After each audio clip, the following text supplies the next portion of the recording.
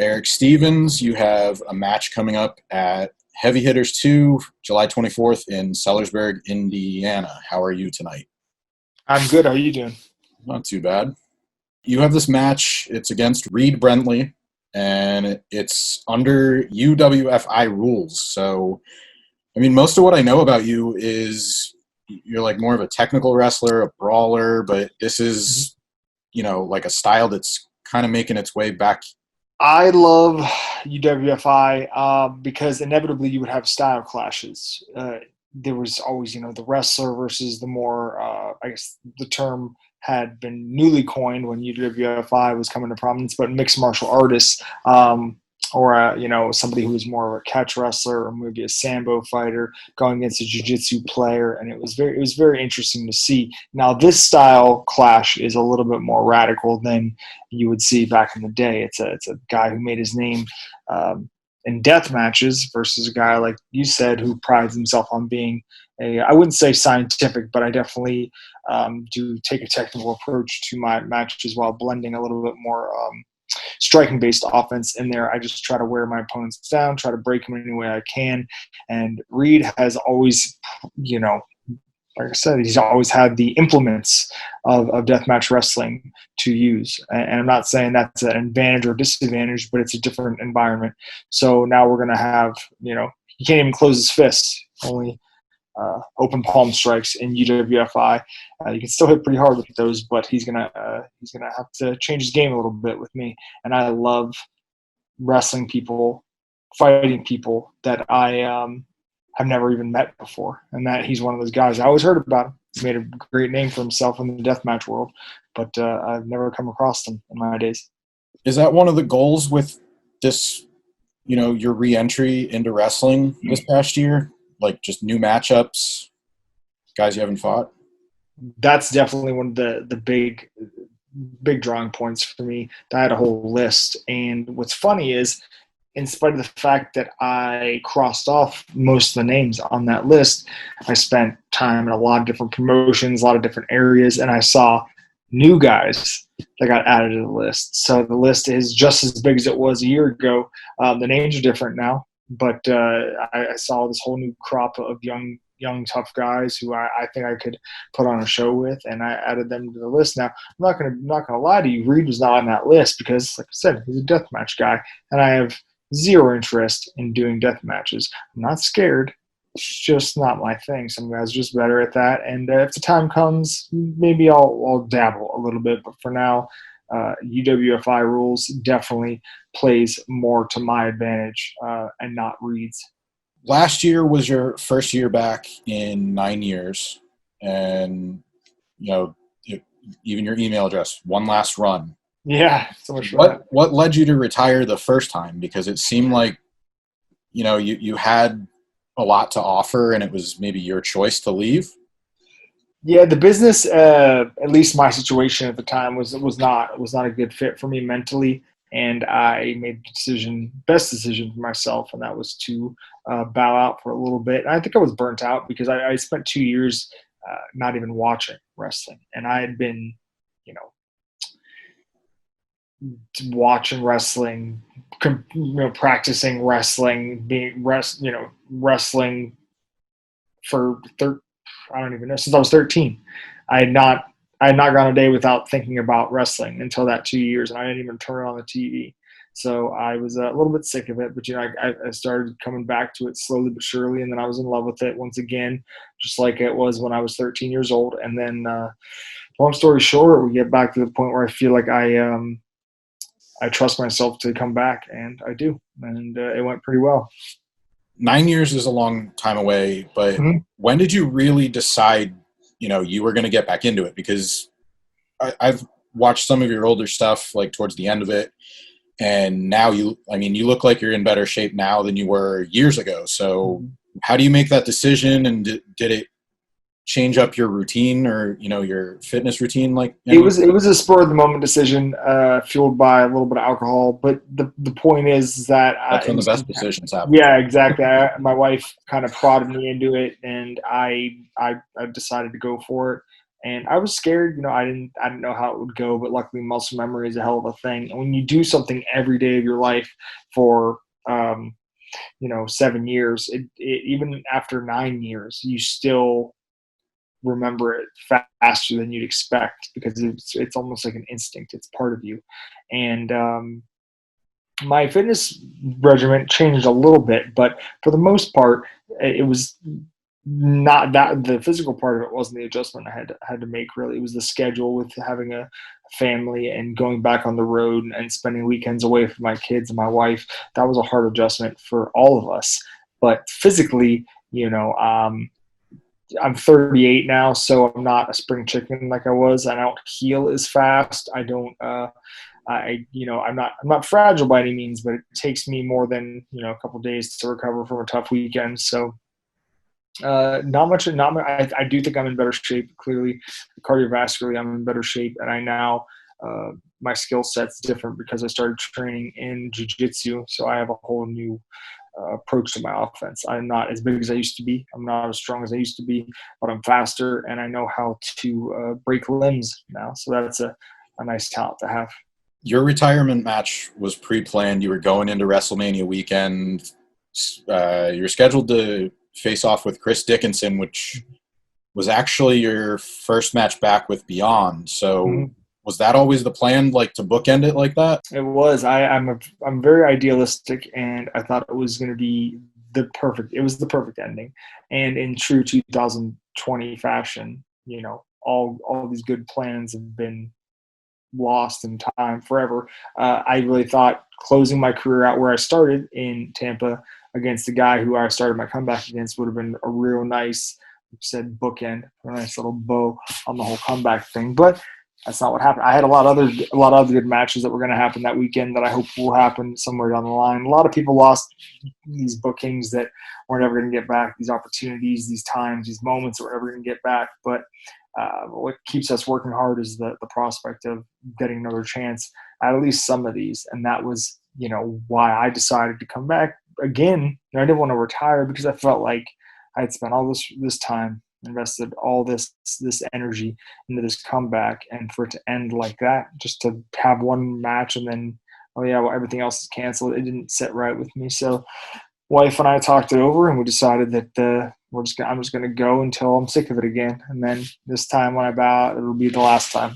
Maybe for a few days after the scheduled event, you kind of seemed like you were still going to retire and you were like okay with it. And then like when did that decision to stick with it really happen? I had a couple people just tell me to reconsider. First of all, my wife, she was pretty adamant about not letting it end that way. And Alex Shelley was another guy who made sure to really reinforce the fact that you are always in control of your own story, and it doesn't end until you want it to end.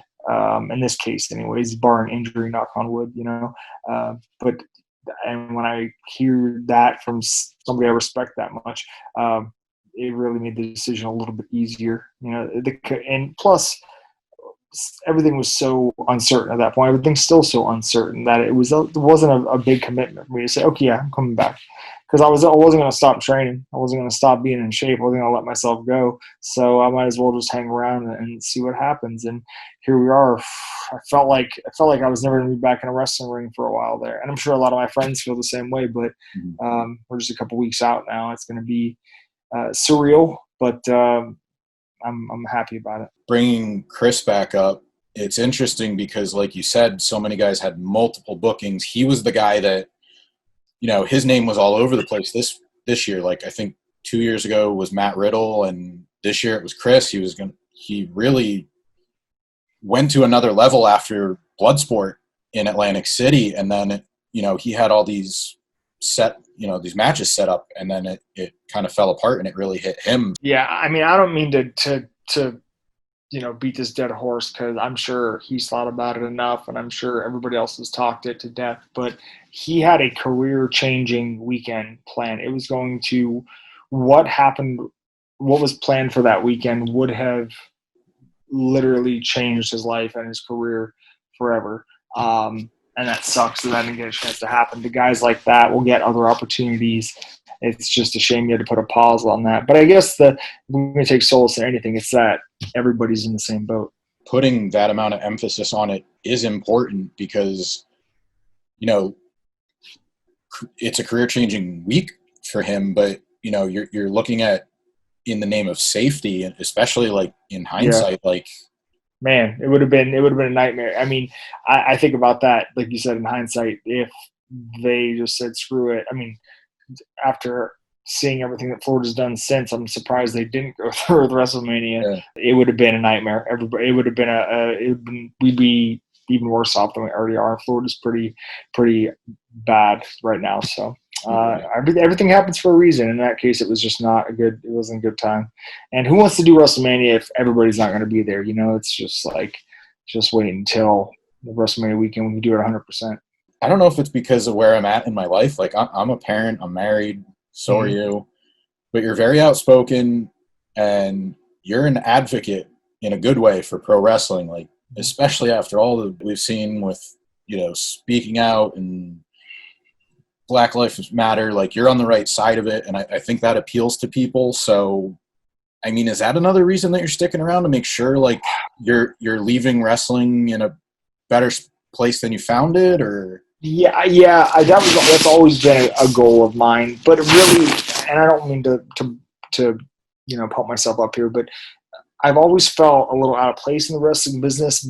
Not so much now. I mean, a little bit now, but way back when I first broke in, I felt so abnormal, you know, because at the time I didn't even drink, never went out with the boys, and I saw a lot of drug use, saw a lot of drinking, a lot of misogynistic behavior, a lot of casual racism, a lot of stuff like that, and I always felt weirded out by it. I felt like I didn't belong. And there were certain, you know, you gravitate towards the people who are more like you, that you relate to, and you get your little crews.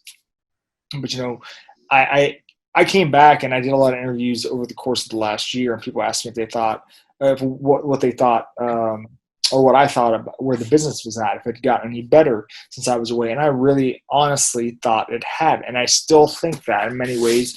The camaraderie is different. Like I've said a lot of before, when I was like mid 2000s, it was so cutthroat. Everybody was, you know, stabbing each other in the back just to get a deal, because you know the Fed wasn't handing out contracts like they do nowadays, or pre-COVID how they were, you know, just signing up every independent talent. So guys would sandbag and do things and hold other people back just to get that, just because they were scared of getting their spot taken. Now it doesn't seem like that. There's so many opportunities, so many different places to work. Once again, talking pre-COVID context, and hopefully we'll get back to that. There's no, you know, when I was coming mid 2000s, it was like either you got IWA Mid-South or you had Ring of Honor. And if you weren't working one of those two, nobody really knew who you were. Then PWG popped up a little bit later. But outside of those three promotions, it was like, if you didn't work those, you didn't exist, because there was no streaming. You know, everybody's waiting on the DVDs. You would go to a live show, or you'd get somebody to make a music video for you that would get on YouTube eventually. And like that's like right as I was leaving the business in 2010, YouTube got big, but there was nobody was doing GIFs on Twitter of us back in the day. So it was hard to get noticed. And now it's just way easier. You can do, you know, like Alex Zane, that 630 to the outside clip from the backyard show last year propelled him for that entire year. So it just takes that one shot. And now, back in the day, we didn't have that. But the behavior needs to get better. Clearly, I was wrong in assuming that just because guys are younger, they would have a better handle on things. And unfortunately, I've always kind of been outspoken about how bad I think wrestlers behave typically. And even I was taken aback by the sheer amount of stories. And I was very proud of the women and the men that came out and spoke out, because it takes a lot of guts to do that. Because every time you do that, you're like reliving the trauma and opening up. A lot of people opened up old wounds they thought they would never see again. They just buried it. But that's one of the problems. Not to get too long-winded here, but the culture of professional wrestling does that. You know, pushes stuff under the rug, buries stuff, and then it just eventually it's going to bubble up, and it's just a toxic environment. And yes, part of me feels obligated to stay. because I'm not like some 50-year-old man or something, but I got 2 kids, I got a wife, and I'm pretty boring when it comes down to it. I just like to, have a few drinks or 7 and, just do fun stuff. No, I don't want to hurt anybody. I don't want to like cheat on my wife or anything. I just want to hear some good songs sometimes. Maybe I'll sing some karaoke. I don't know. But I think, wrestlers just need to tighten up a little bit. Some of us just need to go back to the hotel, honestly. If you can't behave yourselves, just get your ass back to the hotel, because we're going to start policing things, and feelings will get hurt, but the business has to get better. I know that.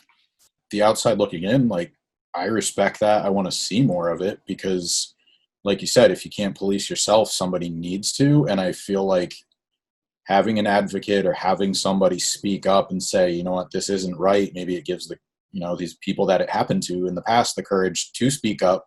Yeah. And maybe be more defensive in the future. So not only that, but I hope to inspire people who aren't necessarily veterans of this business to speak up. For example, when I was breaking in, I was so scared. Like, if I heard somebody say something homophobic or misogynistic or racist, I wouldn't say anything because I don't want to get heat. And it's, looking back, it's ridiculous to think about that, because when I came back, and I was very adamant about driving this point home, is that we're all human beings. I don't care if that guy's got 20 years of experience or 50 or 2. You treat him and her as a human being with respect. Yes, there's a hierarchy to these things. There are certain things you can't do or say, like, just because whatever, it's not your place. But the times of getting heat for not shaking somebody's hand because you just didn't notice them, or the times you got heat because you spoke up and told somebody, you checked somebody, that's over. I want the younger guys and girls to hear what I say, and I want them to police as well. I want them to be inspired to speak up as well. If they hear something racist, if they hear somebody mouth off with some misogynistic or, just some creepy stuff, I need them to step up and go, hey, that's just not flying anymore. Okay? We can't do. Just check them. People just need to be checked.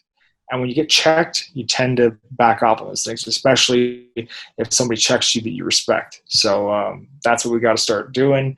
And we got to start, the young guys, when they hear stuff that bothers them, they're just laugh at it because you want the guy to like you.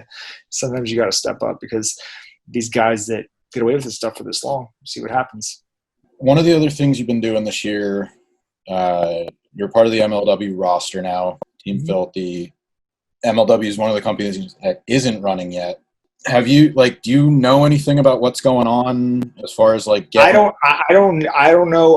All I know is what I'm told. I'm not told a lot, but if I knowing Court, I would assume that he has our best interests in mind. He doesn't want to bring a big group of guys together, from all corners of the country, and also B, I think he has a ton of pride in the MLW product, and he probably just doesn't want to have a TV show with just a handful of fans.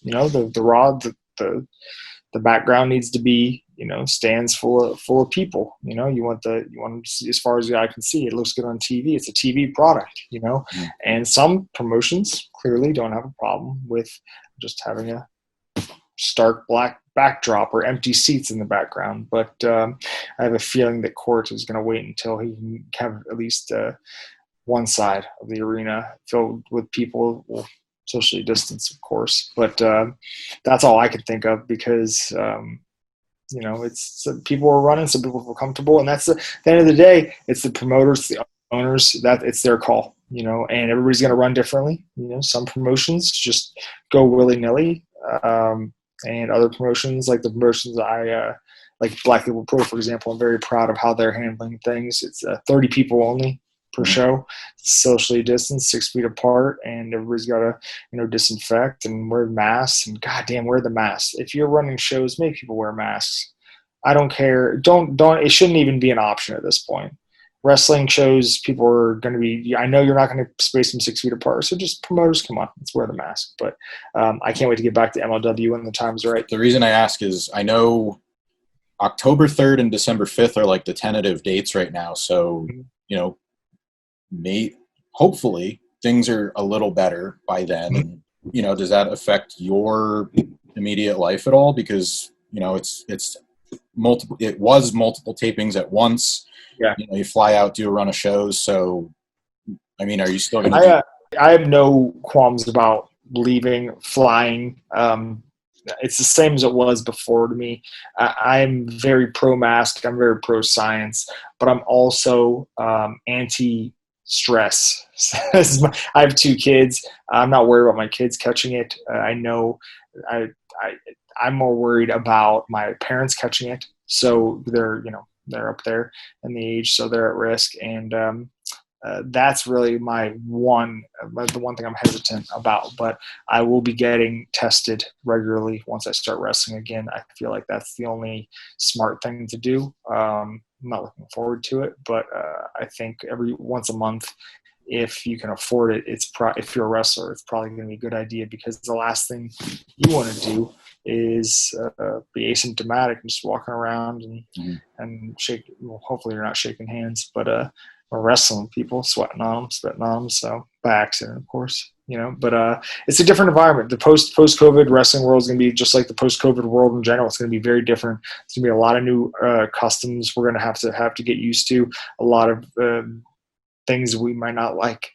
And that's just part of life. If we want to have our cake and eat it too, we're going to have to do some stuff. And I'm not really looking forward to flying with the new flight. You know how it is. Getting through security is hard enough, and now you got to wear the mask, take the mask off, put the mask back on. But I'll do all that and more if that's what it means. If that's what I have to do to get back into wrestling, because I'm not alone here either. It's really life. My life is not the same without wrestling. And even on a lighter note, there's so many cool looking masks out there that it shouldn't be. I know. I just ordered more. I got the one from luchamasks.com. I got the Pentagon one. So I was looking at those, but I couldn't decide which one I wanted. And then I wanted the Hayabusa one, and that was sold out. Then I saw a Great Sasuke one. I was like, oh, I'm going to get that one. And I already have 5 masks. So my wife's going to be like, is this like shoes now? Because I'm a big sneaker guy. So she's like, it kind of is. It is, because now you can and it's funny because I always used to this is a little side story. I used to watch right when I first started watching Japanese wrestling. I used to see people in the crowd with the masks on. And this is late 90s. And I always I was like, why do they wear masks? And I learned over time that it was obviously basically a respectful thing, and also a smart thing to put the mask on when you feel sick, so you don't spread whatever you have. And I always thought that was bizarre, though, because you're in America, nobody wears masks, and now everybody's going to wear masks. You're going to have to learn to coordinate and find ones that fit your face right, and it's just one of those other new fun things we're going to have to do in a post-COVID world. We talked a lot about wrestling. Your day job, if you want to call it that. Yes. Cookies and cream. That's the shoot job, yeah. Did that start as a job? Because it really seems like it was something that you got your kids into just to kind of like a bonding experience. Well, I have a pretty big social media following for my food Instagram, and I was coaching at the time, doing like powerlifting coaching and diet coaching, and I saw the writing on the wall. A lot of people, it's kind of like wrestling, actually. There's no certification process really. If you want to be an online coach and you do people's diets or whatever, there's no test you have to take. There's no certificate you get. Just like when I'm trained, but you never have to say I'm trained by who until you get in the ring, and then this you look like a complete jerk. So I was like, I'm going to do something else. And I wanted to do something in food. I knew that. I wanted to make ice cream. So I started making ice cream, and then I brought home some pre-made cookies one day, and my wife's like, why don't you just make the cookies? I'm like, oh, that's so much work. I hate baking, which is ironic looking back on it. And so I started looking up, and then we started thinking, our town does not have a real great cookie place. And we were like, you know what? That's going to be us. And at the time I was like, we'll be 50-50 ice cream cookies. Well, it's more like, 100-0 at this point, but it's turned into an actual job. And I'm really happy about that because, like I said, I love food, and it gives me a creative outlet, especially without wrestling. That's very important. because wrestling and making cookies were my two biggest outlets. And without that, it was just a big part of my life was missing. So I love cookies, and I can't wait to. We're going to get a brick and mortar place soon. We're going to get like a whole setup going, and we'll be able to make ice cream, thank goodness, because that's my true love. My true love is ice cream. So that'll happen someday. I like following both accounts, but every time I see something new, like you're the first person that was like, yo, Dunkaroos are back. And I'm like, yeah, I got excited about that. And that's what I've always done. I mean, I was the first junk food Instagram. I was the very first one. There's a lot that have come along to surpass me, but I do something different. A lot of people don't like the kids stuff, but some people do. Some people love the kids reviews and other people don't. So the reviews with the kids, though, that's one of my favorite things to do. It's a great bonding experience with them. And, but sooner or later, Cam's going to want to wrestle, and Brooklyn will too. And, if it happens, it happens. If not, whatever, they'll do whatever. But I have a feeling, especially my son, he's just obsessed with it. I try not to let him watch it too much because he's only 4, mm-hmm. and that's the age where you just try stuff out. And I don't want to get that call from school that he, German suplexed or choke slammed somebody. I got enough stress in my life as it is. My kids are 6 now, and I know they know like Asuka and Taya Valkyrie just because they wear bright colors. Yeah. Luckily, they've never tried any moves. Well, but unfortunately, and this is my fault, my son's favorite wrestler and the one he's obsessed with is Vader. And if you ever watched a Vader match, especially back in the day, he works a certain style, and it's not exactly light. So that's what I'm because that's where he like the double arm chokes, the double hand choke slam, power bomb, big splash. I'm like, yeah, dude, okay, that's cool. And he's really big, so it's easy for him doing it. But his sister's like 2 and she's small. I'm like, okay, let's just chill on the wrestling for a little bit. Watch some Ben 10. Nobody's getting choke slammed. Although there was a wrestling episode on there. He freaked out, of course, every time his wrestling appearance in one of his cartoons. I will get you out on this. I've been doing a feature called The Watch List. When we all went into quarantine, people were worried that we weren't going to have wrestling content. Are there any matches from your own career or, just ones that you take influence from that you maybe caught up with recently that you would recommend to people watching right now? I haven't been watching that much wrestling. I've had an All Japan backlog for a while now that I need to get to. But what was the last good? I've just been watching. I have been watching a lot of old UWFI and Battle Arts, because IndependentWrestling.tv now has Battle Arts, and Battle Arts and UWFI have some similarities for sure. They're different, but obviously the shoot style stuff all has some similar things in it. But once again, some really good style clashes in Battle Arts as well. And I think Heavy Hitters 2 in general is going to be a really, really fun show. I think that it's going to be really fun to watch because there's a lot of cool style clashes and a lot of guys working within the UWFI rule set that have never done this before. Remember, there's points for slams, there's points for knockdowns, there's points for all sorts of stuff.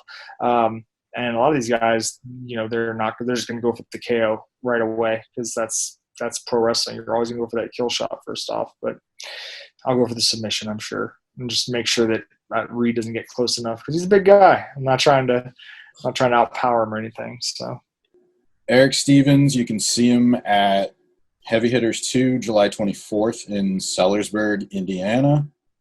And Indiana is now the mecca of independent professional wrestling. With GCW and now this. They're like, come on, you can run whenever. I thought Florida was going to be like that, but we screwed the pooch. And it's Family Food Dude on Instagram, and then you're right. Erick Stevens 82 on Twitter, right? Correct. All right.